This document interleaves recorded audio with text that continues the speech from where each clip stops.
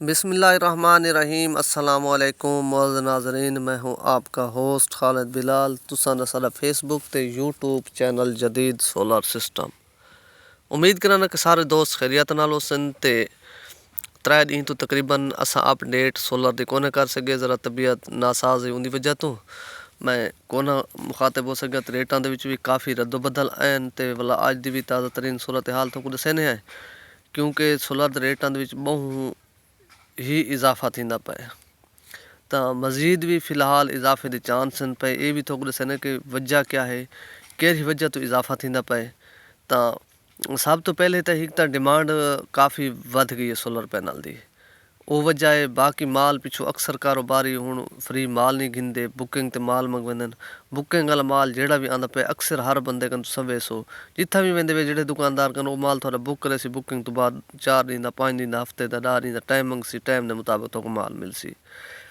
तो ये सारा सिस्टम चलता पे। तो वाल कुछ हुण विच इलैक्शन की वजह तो छुट्टियां आईयां पैन, छुट्टियां की वजह तो भी माल कुछ पिछों रुकसन। तो ये शार्टेज वध वैसी तकरीबन हालात ये नज़र दे पैन कि मजीद भी रेट वध सकते हैं। तो रेट सिर्फ वधदे फ़कत ई वजह पैन को पिछा खास रेट को नहीं वधदे पे। रेट भी अगू ही सिर्फ शार्टेज वजह तो हर कोई अपनी मर्जी का रेट देना पे। तो अगर कोई माल शाल फ्री मार्केट फ्री क्या आगे जो हालात ये चलता पे कि माल अक्सर कारोबारी जितने भी कहते को हिंद दुकान ते लहंद भी को तकरीबन माल अक्सर हूँ ये पोजीशन है कि साइड ते लांदे पैन। साइड ते लांदे पैन तो थोड़ा आहिस्ता आहिस्ता करके दीवार 2-4 एक पैलेट चा के वेचा रूटीन कुछ ये भी बनी खड़ी है। तो अज की जी ताज़ा तरीन सारे लईए की सूरत हाल है। तो सारे को इतना लईए जोड़े माल मौजूद हैं तो उन्होंने भी थोड़ा दसने जो मौके के रेट हैं वो भी थोड़े ते शेयर करने। सब तो पहले थोड़ा दसा उचा लॉन्जी हाइमो 7 570 वाट का माल है पिया। तो बाईफिशल डबल गिलास तो उनका जोड़ा रेट ही वे पिया 62 रुपये पर वाट। और इंदे तो इलावा बाकी है लॉन्जी हाइमो 6 उनका जोड़ा अज मौके का रेट भी सारे लईए माल भी मौजूद है। तो वो है 57 रुपये पर वाट। और इस तो इलावा बाकी है लॉन्जी हाइमो 5 वो भी सारे लईए माल मौजूद है। तो उनका जोड़ा रेट भी वो है 56 रुपये पर वाट। अगर कहें दोस्त को ज़रूरत होवे तो एक बंदा बुकिंग करेंदा पे सारे लईए तो वो करेंदा पे 10 दिन बाद माल लेसी हाइमो 6 का 56 रुपये पर वाट के उत्ते। तो बाकी इंदे तो इलावा है Canadian N type. Canadian N type की जी पोजीशन है पे वो है 59 रुपये पर वाट 580 वाला माल। और इंदे तो इलावा बाकी है कनेडियन पी टाइप वो है 54 रुपये पर वाट।